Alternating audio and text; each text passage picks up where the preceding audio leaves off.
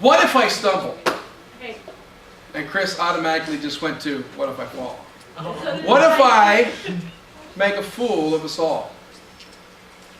If you don't know that song, that is the lyrics to a DC Talk song. One of my absolute favorite ones. Might later. I might have you play that at the end. Yeah, I was just about to pull it out and play it. But that's talking about a little bit different thing. The DC Talk song is talking about, what if I, in my time, as a Christian, as an example to the people around me, stumble and make a fool of myself, and therefore, because you believe in me, because you're following after me, because I'm teaching you, what does that do to your faith? Well, I don't want to be a stumbling block. I don't want to be there to trip people up by being laying in the middle of the road. I don't know if you've ever seen the movie Cool Runnings. Nope. Great classic movie. It's hard to say that that's a classic movie now, because I remember it too well. But I remember going back and watching Cool Runnings, and of course it's all started about the Jamaican sprint guys. These guys that work so hard to sprint, and they're going and they're running, and the first three guys are just blowing everybody away, and the third guy trips.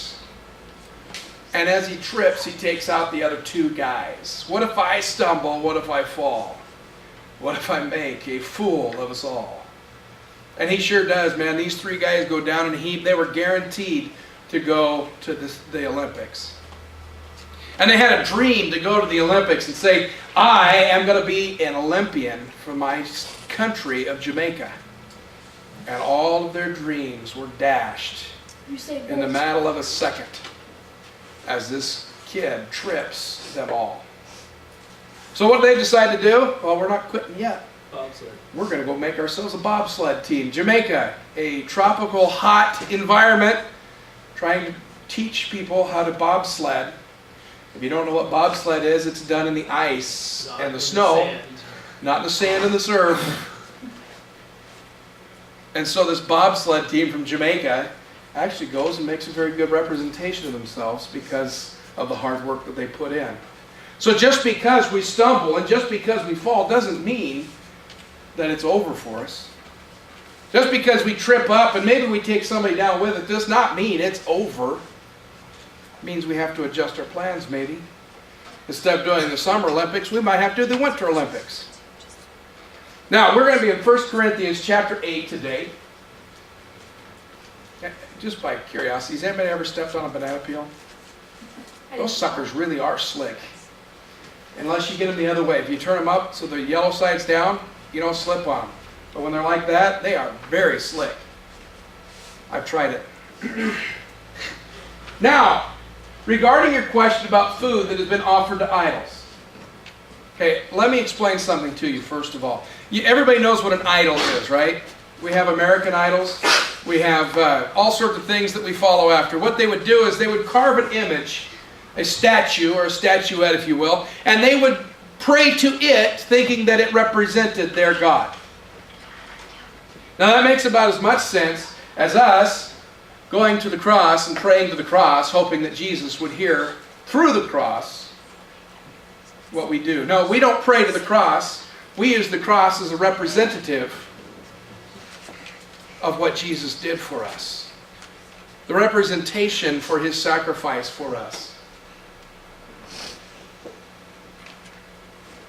These idols, though, they believed that they were the channel to get to their gods. And they would put food in front of the idols. And once the food was brought to the idols and they would give it up, the priests of this particular sect would take that meat and then sell it in the marketplace. Did you know that?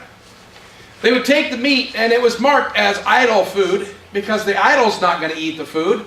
Why should we waste the food? Why shouldn't we make money off of it, they thought. So they'd go sell this meat in the market. And Christians were buying this meat. They were eating meat that had been used in a pagan worship service and sacrificed to idols. Shame on them, right? And this was a big question for the Corinthian church because this was a very active practice in the city of Corinth. Paul says, yes, we all have knowledge about this issue. But while knowledge makes us feel important, it is love that strengthens the church. You guys hear that? Knowledge makes us feel important. But love is what really strengthens us as a church. Why do we go to church? To learn about Jesus. Hang out with our friends. Sing some songs. Eat some food. Worship and praise. Show the Lord I'm serious. I mean it this time, God. I really do.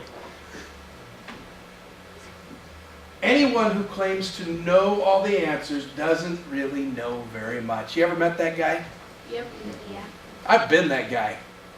I know everything. Ask me. I always am right. Even if I'm not right, I will bluster my way through until you're convinced that I am right. I'm good at that. Is that because Coach is always right? Coach is always right. Don't ever forget that.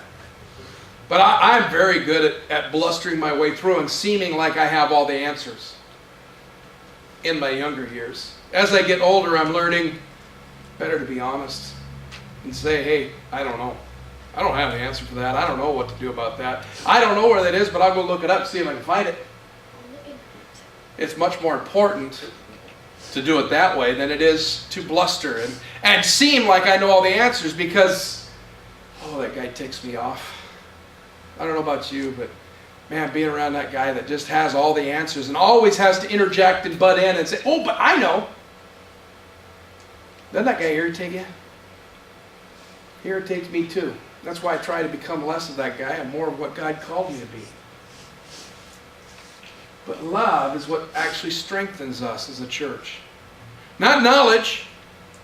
Paul himself in 1 Corinthians 13, we'll read about that later, he says, if I had all knowledge, I could whisper the secrets of all things and could understand all the secrets of God and knew everything that He knew, but I didn't have love, it would be worthless.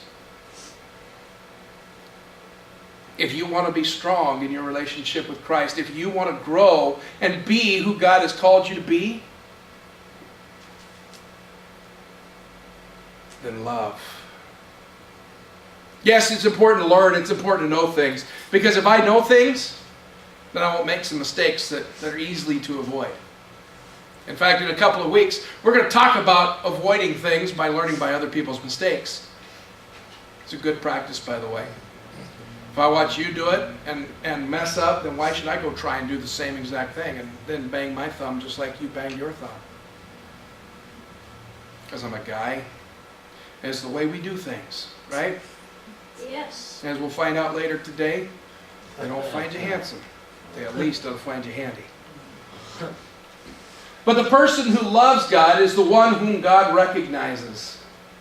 So, what about eating meat that has been offered to idols? Back to the original question. What about this meat? Well, I know that an idol is not really a God, and there is only one God. This is his knowledge speaking. This is what I know. He says, based on my experience, based on what I've learned, based on what I've been through, I know that there's only one God. So I know that eating meat doesn't mean anything. He says there's these so-called gods, both in heaven and on earth, and some people actually worship many gods and many lords. Now I know my daughter is big into this right now. Greek mythology. Oh, Zeus and Hera and Aphrodite and all of these, Athena and all these gods that the Greeks and the Romans worshipped. I love how the Romans took the Greek gods, gave them Roman names and did the exact same thing with them. And they would go after these gods who had human flaws, just like we do. Why would you worship a God that was just as messed up as you? I never understood that. Why would you follow after a God who said, oh, by the way, I'm going to have an affair on my wife, father many children, and then destroy up a whole bunch of things just because I'm angry? Makes sense, right? It's a God you want to follow? Not me.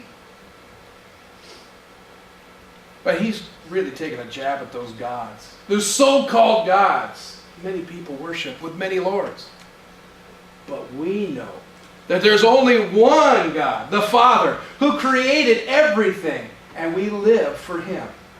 And there's only one Lord, Jesus Christ, through whom God made everything, and through whom we have been given life. Now I'm testing some of your guys' knowledge this morning. You know where I've Got a Secret logo comes from?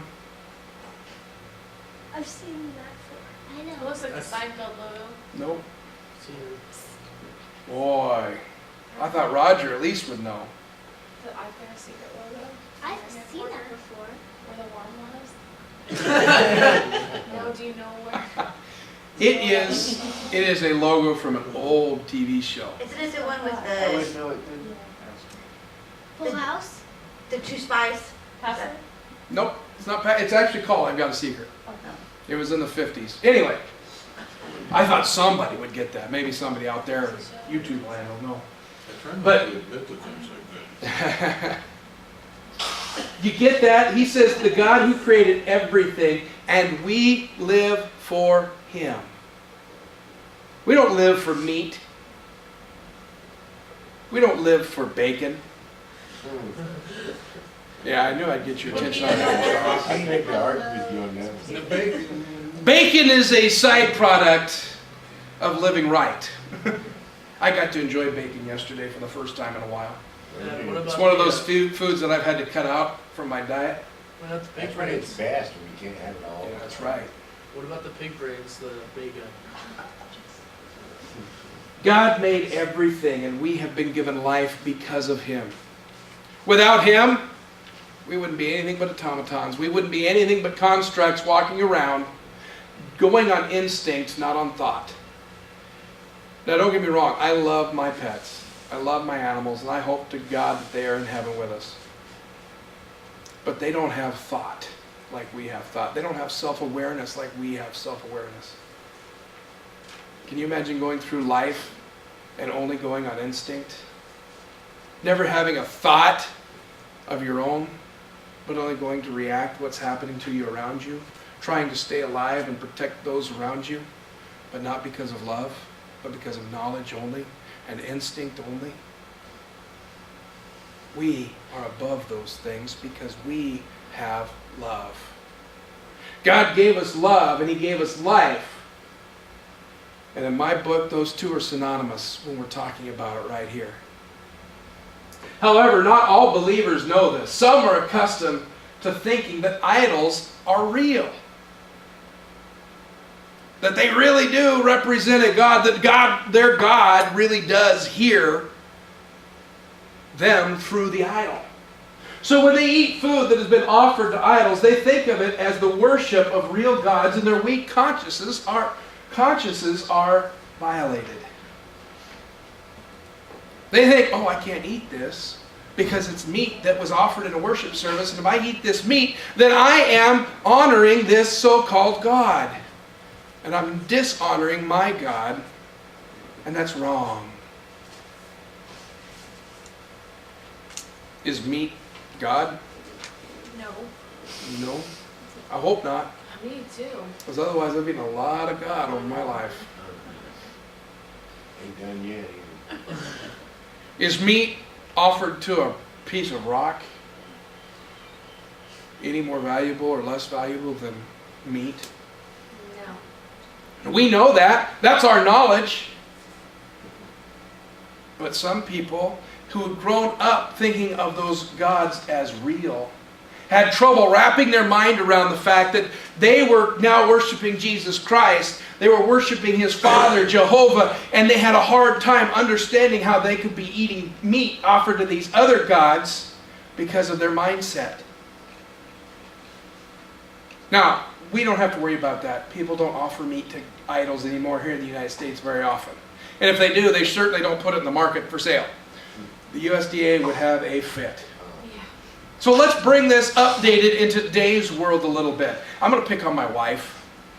I banked a lot of points this weekend, so I can use a few of them up. My wife grew up in Iowa. And if you don't know much about Iowa, it's smack dab in the middle of the Bible Belt. And she grew up in a tradition that taught you are right or wrong by what you do, not by necessarily how you think or how you act. And if you do things, certain things, you do not have salvation. And this is based out of a movement in the 1800s. And they wanted everybody to be holy.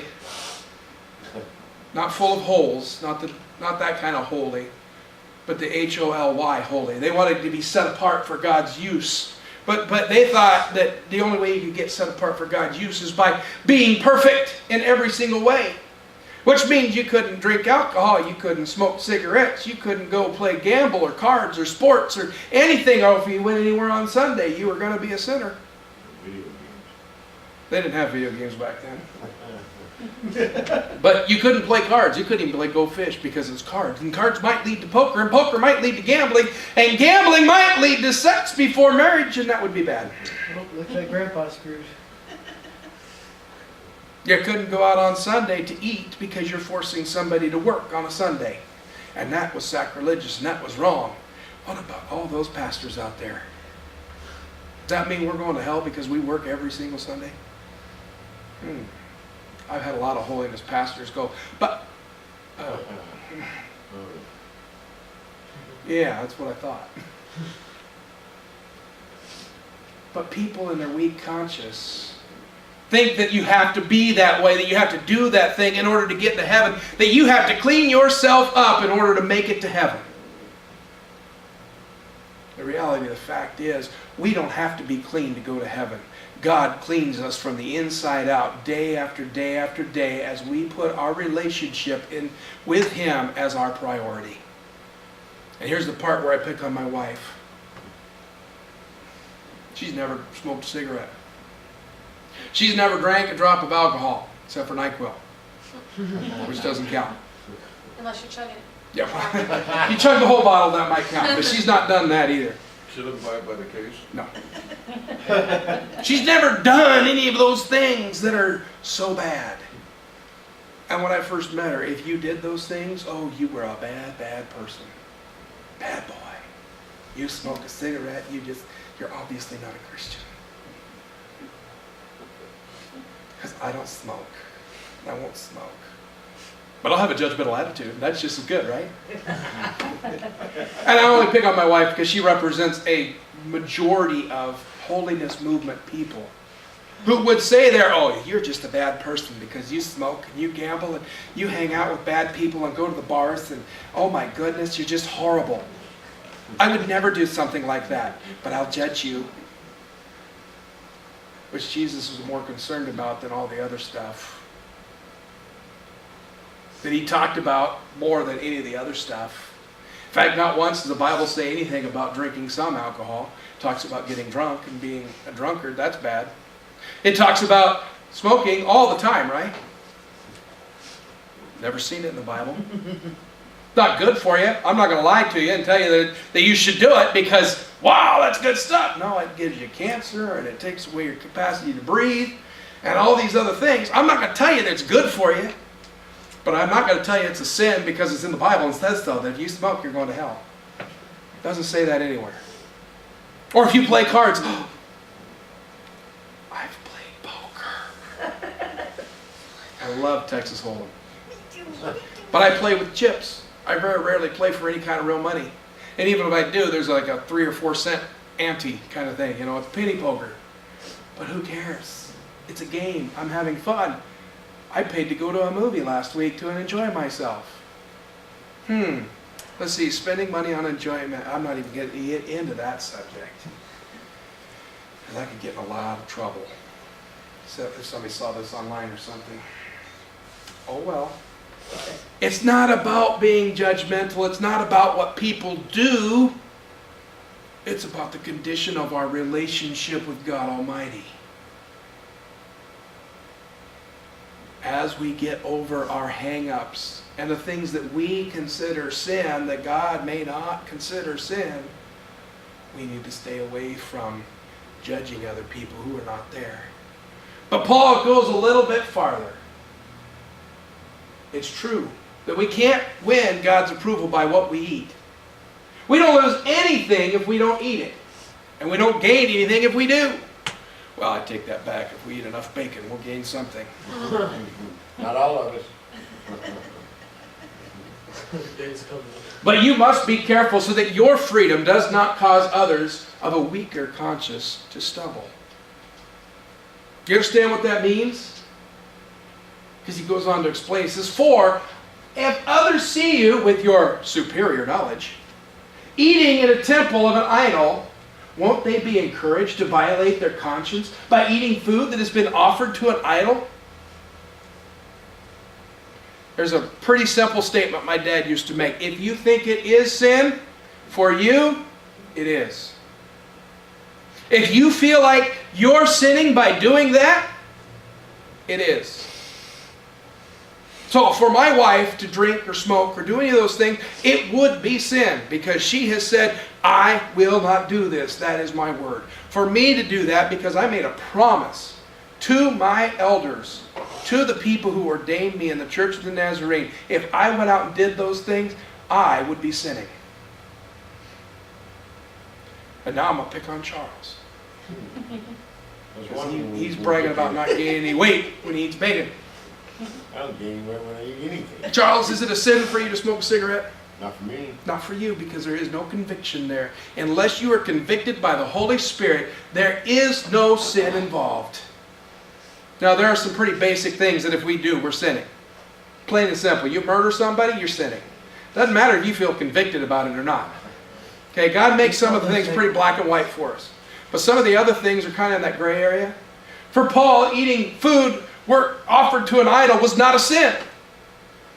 But for some people who were not as far along and didn't have the same freedoms that he had, for them to eat the food offered to idols, it would be a sin.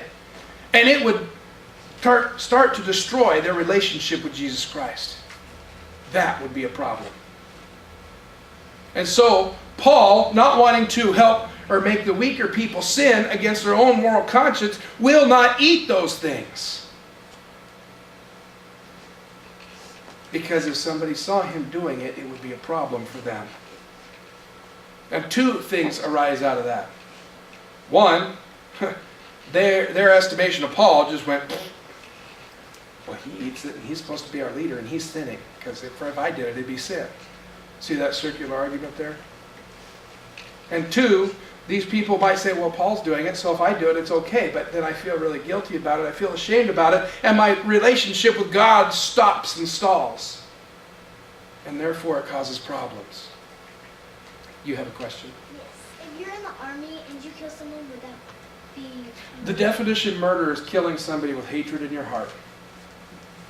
So you wouldn't go to jail? Would you go to jail? I mean, would you go to hell?